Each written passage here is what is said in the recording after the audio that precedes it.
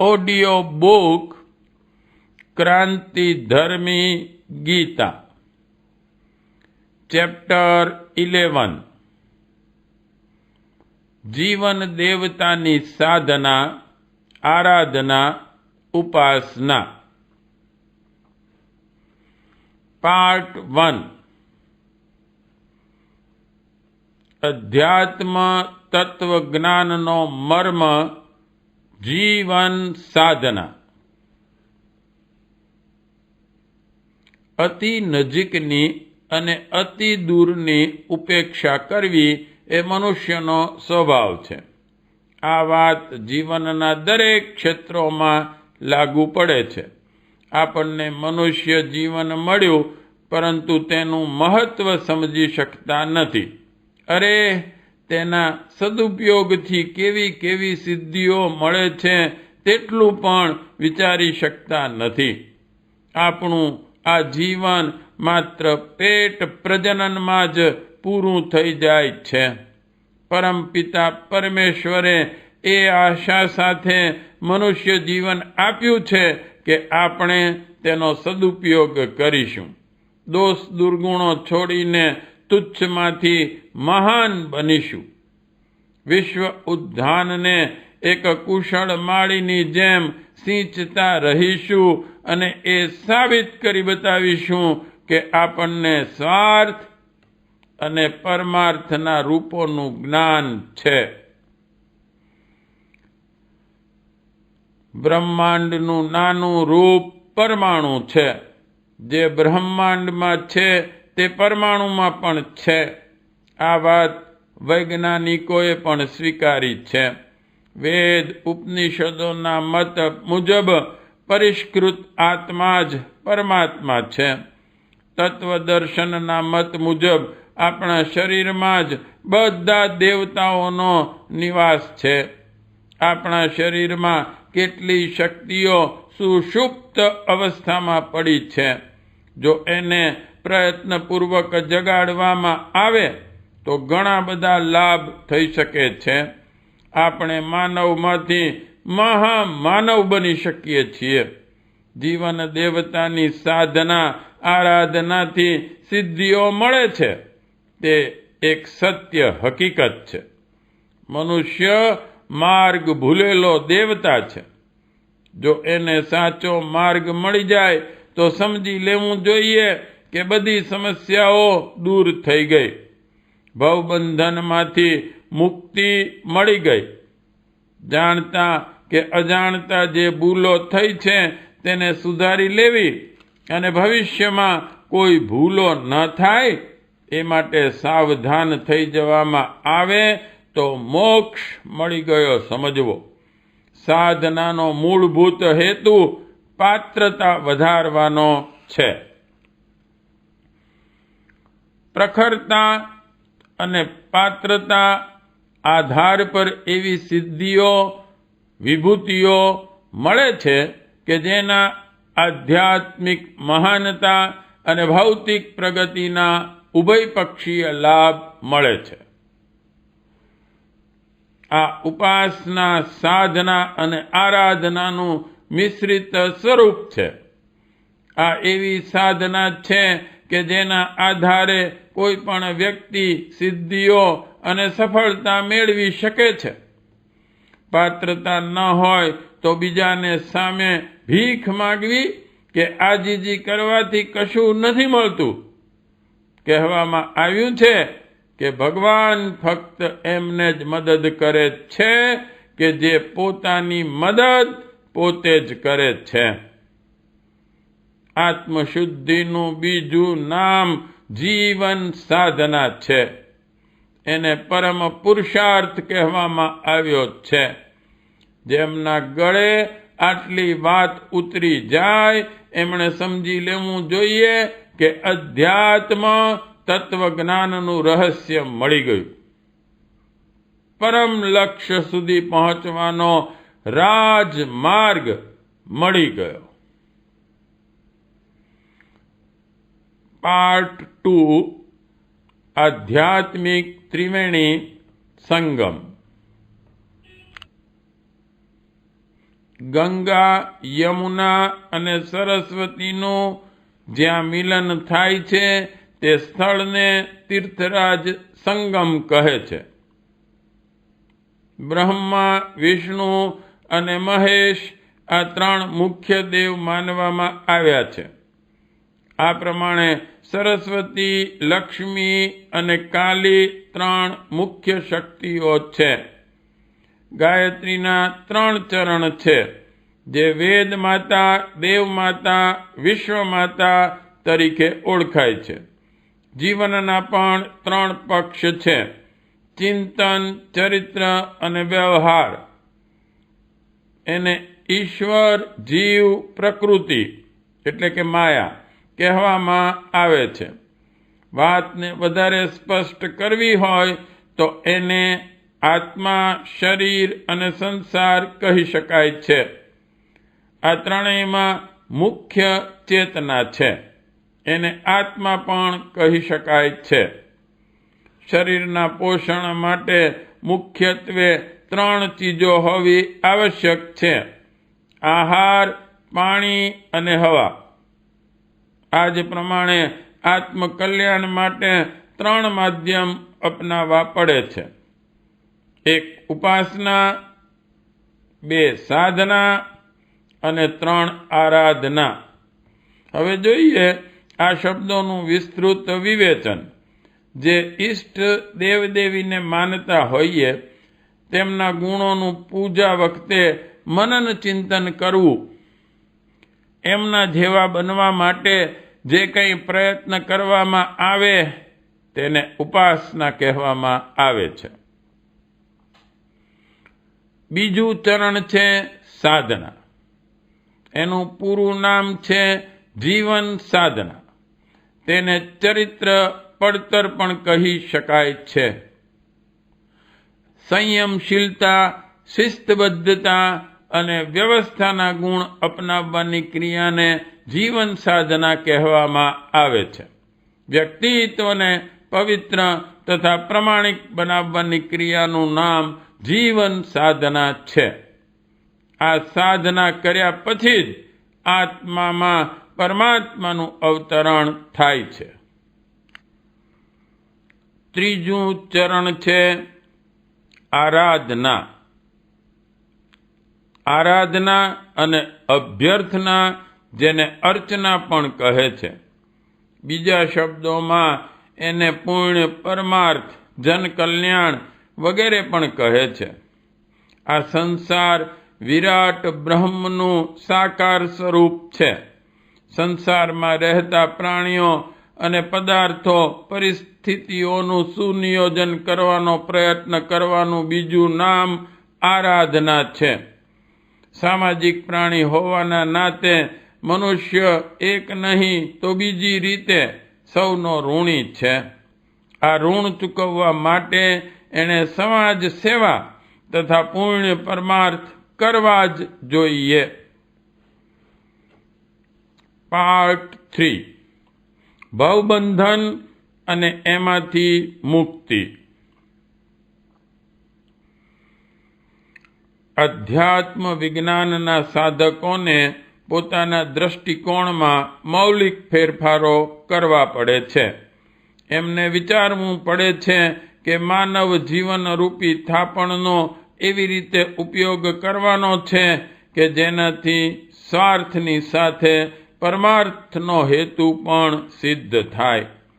ઈશ્વરના દરબારમાં જઈને છાતી કાઢીને કહી શકાય કે થાપણ જે કામ માટે સોંપવામાં આવી હતી તેનો સાચા રૂપમાં ઉપયોગ કરવામાં આવ્યો છે.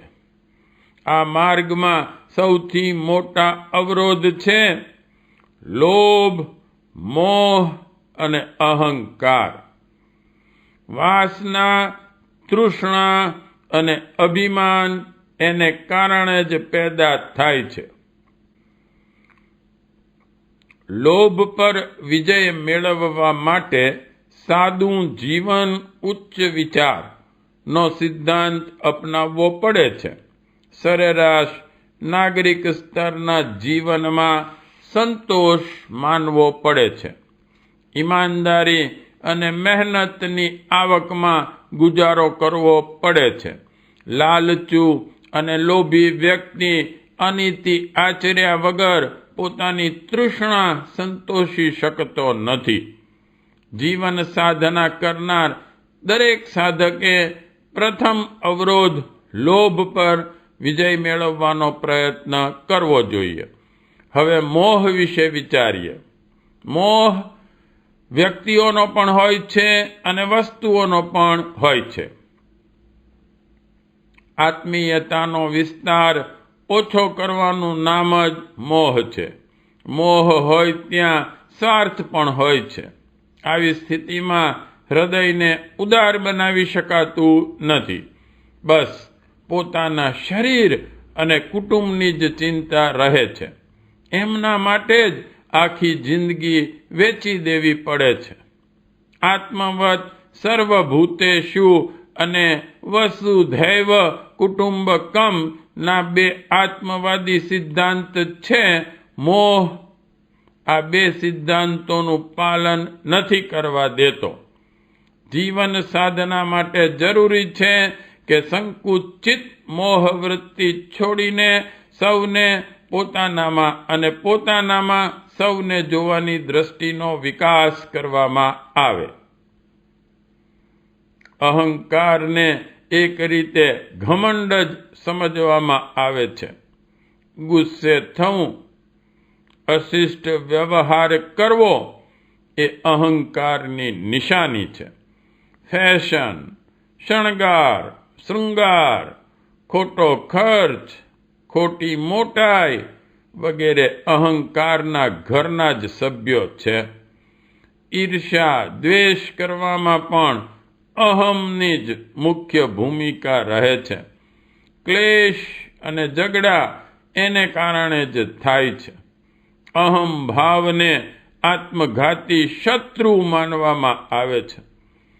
એવા લોકોથી તો આત્મસાધના થઈ જ નથી શકતી.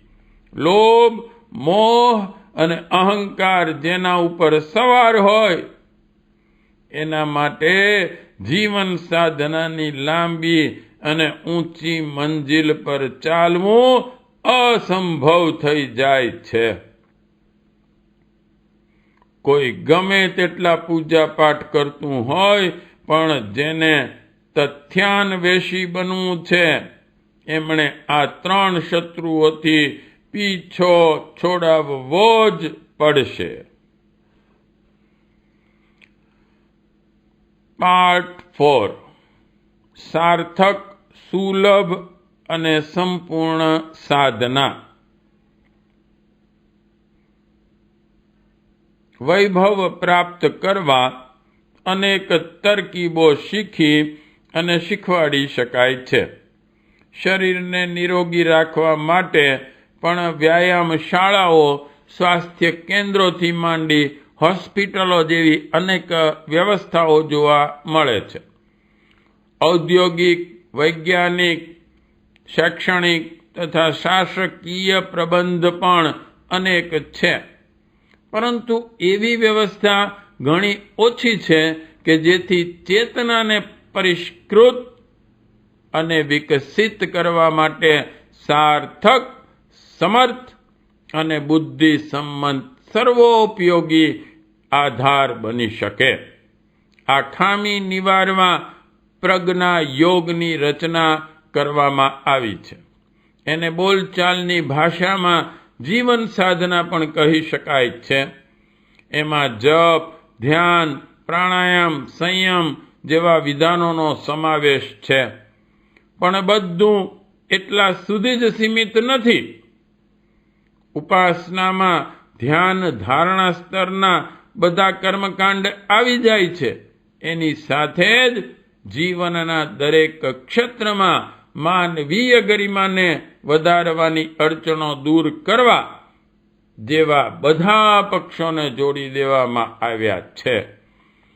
શરીર સંયમ, સમય સંયમ, અર્થ સંયમ, વિચાર સંયમ આ અલગ ન થઈ શકે એવા અંગો છે.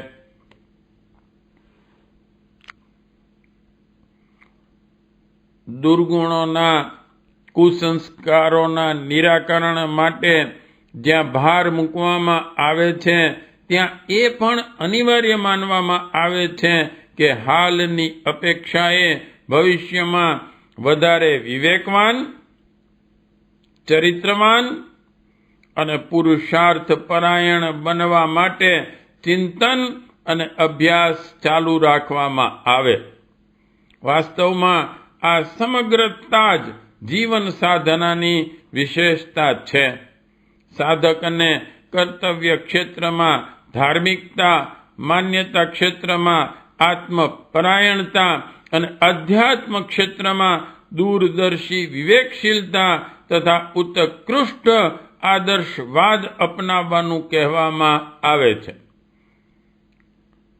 આ સર્વતોમુખી દિશાધારામાં યોગ્ય જાગરૂકતા રાખવાથી જ એવા લાભ મળે છે જેને આત્મ પરિષ્કારના નામે ઓળખવામાં આવે છે. આ દરેક માટે સરળ, શક્ય અને સ્વાભાવિક પણ છે. આત્મ પરિષ્કારના બીજા પણ ઉપાય છે, પણ જ્યાં સુધી પ્રજ્ઞા પરિવારના પ્રયોગોનો સંબંધ છે ત્યાં એ કહી શકાય છે કે તે અપેક્ષા કરતાં વધારે સરળ, તર્કસંગત અને વ્યવસ્થિત છે. પ્રજ્ઞા યોગની જીવન સાધના આંતરિક ઉત્કૃષ્ટતા વધારવા માટે સાર્થક, સરળ અને સંપૂર્ણ સાધન છે. પાર્ટ 5. વ્યાવહારિક સાધનાના 4 પક્ષ. સાર્વજનિક સુલભ સાધનાનું સ્વરૂપ રજૂ કરીને અહીં પ્રજ્ઞા યોગના નામથી એવું વિધાન રજૂ કરવામાં આવ્યું છે કે જેના સહારે અભિષ્ટ ઉદ્દેશ્યની પૂર્તિમાં અનેક ઉપાય ઉપચારોના મુકાબલે સરળતાપૂર્વક થોડા સમયમાં વધારે સફળતા મેળવી શકાય. પ્રજ્ઞા યોગની પ્રથમ સાધનાને આત્મબોધ કહે છે. સવારે આંખ ખુલતા જ એવી ભાવના કરવી જોઈએ કે આજે આપણો નવો જન્મ થયો છે. એક જ દિવસ જીવવાનું છે. રાત્રે મરણને શરણ થવાનું છે. આ સમયનો સર્વોત્તમ ઉપયોગ કરવો એ જ જીવન સાધનાનું મહાન લક્ષ્ય છે. બીજી સાધના રાત્રે સૂતી વખતે કરવામાં આવે છે. એમાં એવું માનવું જોઈએ કે હું મૃત્યુની નજીક જઈ રહ્યો છું. ભગવાનના દરબારમાં જવાબ આપવો પડશે કે એક દિવસના જીવનનો કેવી રીતે સદુપયોગ કર્યો. જે કંઈ ભૂલ કે બુરાઈ થઈ હોય તે માટે માફી માગી પ્રાયશ્ચિત કરવું જોઈએ. પ્રજ્ઞા યોગના બીજા 2 ચરણ છે જેને દિવસે પૂરા કરી શકાય છે. એમાં એક છે ભજન અને બીજું છે મનન.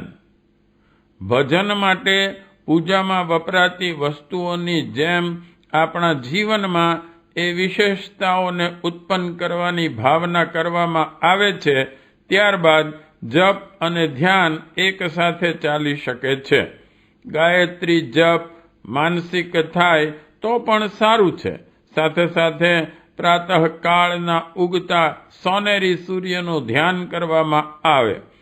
ઈષ્ટના સૂક્ષ્મ કિરણો આપણા સ્થૂળ, સૂક્ષ્મ અને કારણ શરીરોમાં પ્રવેશી દૈવી ભાવો વધારી રહ્યા છે તેવી ભાવના કરવી જોઈએ.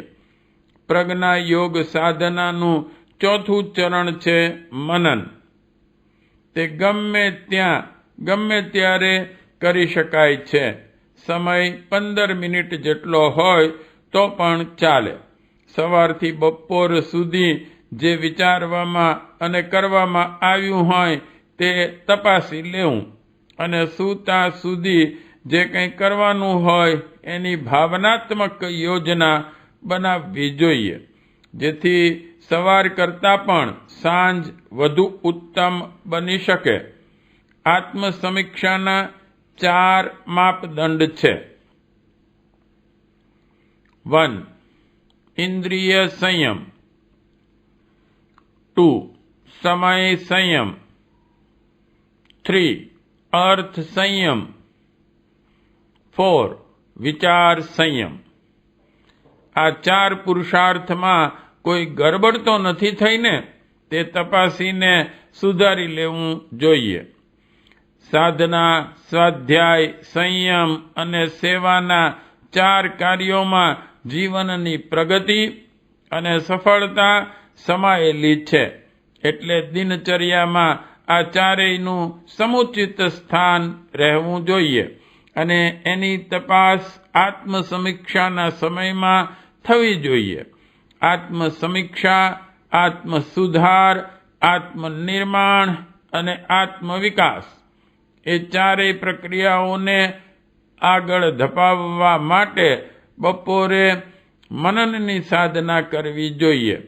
એને આત્મદર્શન સમજવું જોઈએ, જે થોડી વિકસિત અવસ્થામાં ઈશ્વર દર્શન રૂપમાં ફલિત થાય છે. પાર્ટ 6. જીવન સાધનાના સુનિશ્ચિત સૂત્ર. ઉપાસના પક્ષના 4 ચરણ ઉપર બતાવવામાં આવ્યા છે. 1. સવારમાં આંખ ખુલતા નવો જન્મ. 2. રાત્રે સૂતી વખતે નિત્ય મરણ. 3. નિત્ય કર્મથી પરવારીને જપ ધ્યાનવાળું ભજન. 4. બપોર પછી મનનના રૂપમાં પોતાની સ્થિતિનું વિવેચન. થોડા દિવસના અભ્યાસથી આ ચારેયને દિનચર્યાનું એક અંગ બનાવી લેવાનું સરળ થઈ જાય છે.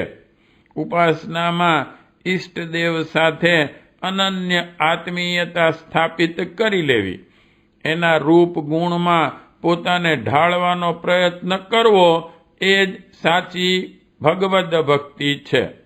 દ્વૈતને અદ્વૈતમાં બદલવાનું આ આધારે જ શક્ય બને છે. પરમાત્મા સાથે એક થવાની વાસ્તવિકતાને ઓળખવાની કસોટી છે. જીવન ક્રમમાં સદભાવ, ઉદારતા, સેવા તથા સંવેદના જેવા ઉમંગો અંતરમાં થાય છે કે નહીં, એ આધાર પર એનું ચિંતન, ચરિત્ર અને વ્યવહાર ઉત્કૃષ્ટ આદર્શવાદની દરેક કસોટીમાં સાચું ઠરે છે. આત્મોત્કર્ષનું બીજું સાધન છે સાધના. સાધના એટલે જીવન સાધના. અવ્યવસ્થાને સુવ્યવસ્થામાં બદલવું. એ માટે 2 પ્રયત્નો દરરોજ ચાલુ રાખવા પડે છે. 1. અસ્તવ્યસ્ત દુષ્પ્રવૃત્તિઓને બારીકાઈથી જોવી, સમજવી અને દૂર કરવા પ્રયત્નશીલ, સંઘર્ષશીલ રહેવું. બીજું કામ છે જે માનવીય ગરિમાને અનુરૂપ જે સત્પ્રવૃત્તિઓની ખોટ છે, તેની જરૂરિયાત, ઉપયોગિતાને સમજીને ખોટ દૂર કરવા મનને તૈયાર કરવું. આ ઉભયપક્ષીય ક્રમ જીવનના બધા ક્ષેત્રોમાં વ્યાવહારિક થાય તો સમજવું જોઈએ કે જીવન સાધના માટેના સાધનો ભેગા થયા. દરેક વ્યક્તિની મનઃસ્થિતિ અને પરિસ્થિતિ અલગ હોય છે. આ જ વાત દુર્ગુણો અને સદગુણોના વધતા ઓછા પ્રમાણની બાબતમાં પણ છે. કોણે પોતાનામાં શું સુધારો કરવો જોઈએ અને કઈ નવી સત્પ્રવૃત્તિઓનું સંવર્ધન ગુણ કર્મ અને સ્વભાવના ક્ષેત્રમાં કરવાનું છે. આ આત્મસમીક્ષાના આધારે સાચું વિશ્લેષણ થયા પછી જ શક્ય છે. આ માટે કોઈ એક માપ નથી. એ તો દરેકે પોતે જ કરવું પડે. સાધક માટે આળસ, પ્રમાદ, અસંયમ અને અપવ્યય મુખ્ય દોષ છે. ખોટું ચિંતન અને ખોટા કર્મો એ પતનના મુખ્ય કારણો હોય છે. પોતાનું ચિંતન, ચરિત્ર અને સ્વભાવ તથા વ્યવહાર હલકો હોય તો તેને બદલવાનો પ્રયત્ન કરવો જોઈએ. દરરોજ આત્મવિશ્લેષણ, સત્પ્રવૃત્તિઓના સંવર્ધનનો ક્રમ ચાલુ રાખવામાં આવે તો પ્રગતિનું લક્ષ્ય ઉપલબ્ધ કરવાનું શક્ય બને છે. ઇન્દ્રિય સંયમ, અર્થ સંયમ, સમય સંયમ અને વિચાર સંયમને વ્યવહારિક જીવનની તપશ્ચર્યા માનવામાં આવે. તે રીતે સમજદારી, ઈમાનદારી, જવાબદારી અને બહાદુરીના 4 ગુણ આપણા વ્યક્તિત્વના અંગ બની જાય તે જરૂરી છે. એને પૂર્ણ પરમાર્થ સ્તરના માનવામાં આવે તો આપણું વ્યક્તિત્વ પણ એવા સ્તરનું બની અન્યના દુઃખના ભાગીદાર થવાની ઉદાર મનોદશા બની શકે.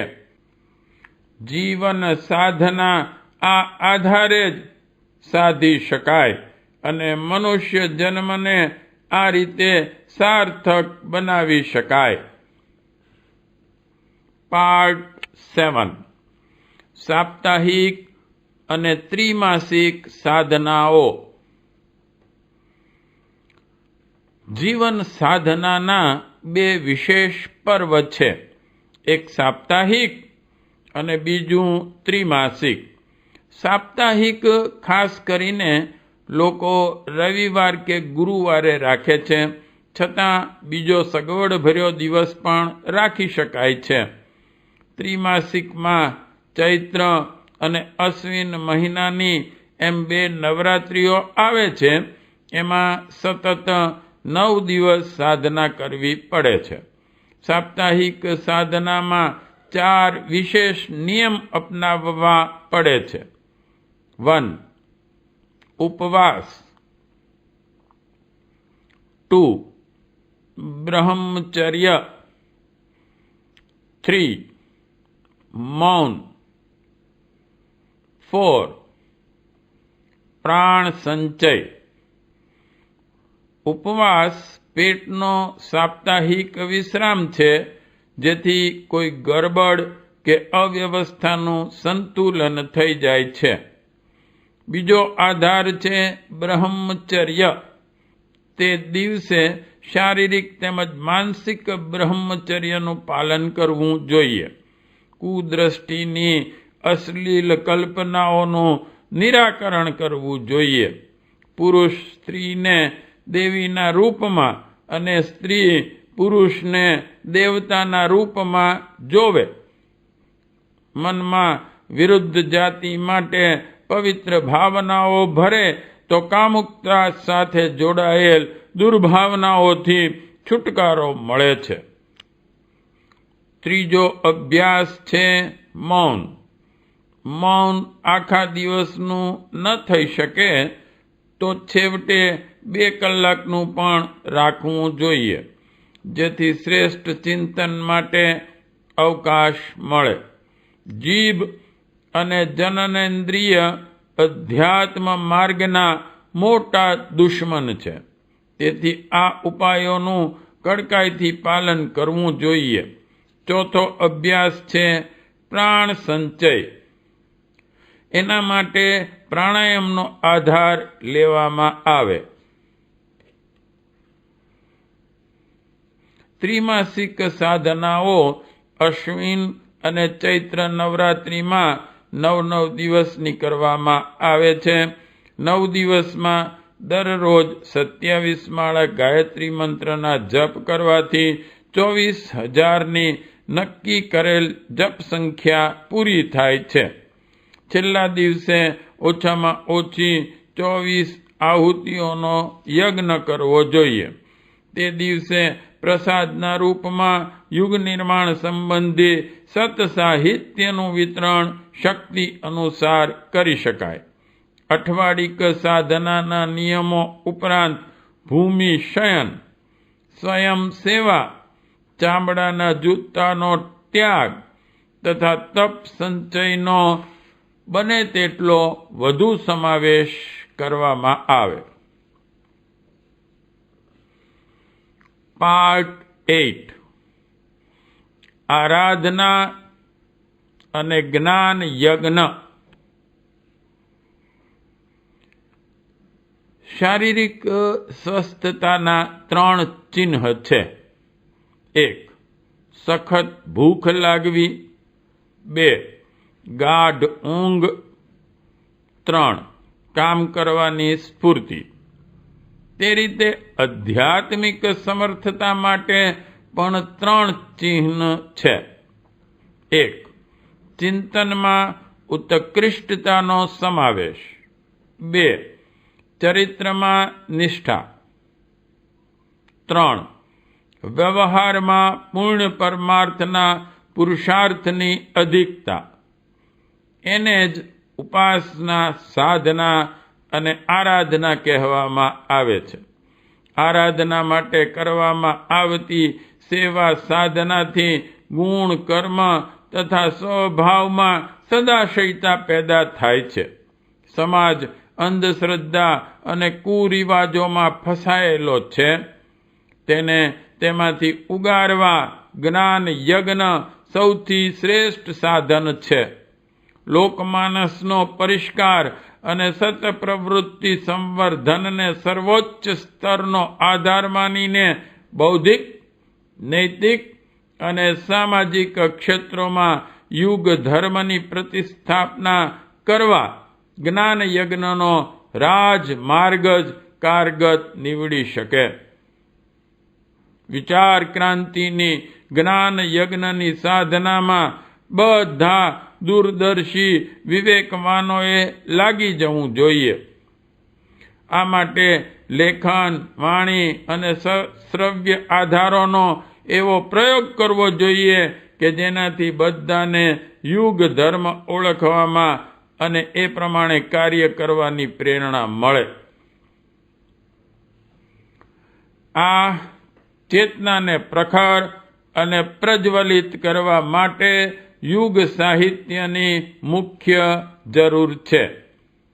શિક્ષિતોને વંચાવવા અને અશિક્ષિતોને સંભળાવવામાં આવે તો લોક પ્રવાહને સાચી દિશા આપી શકાય.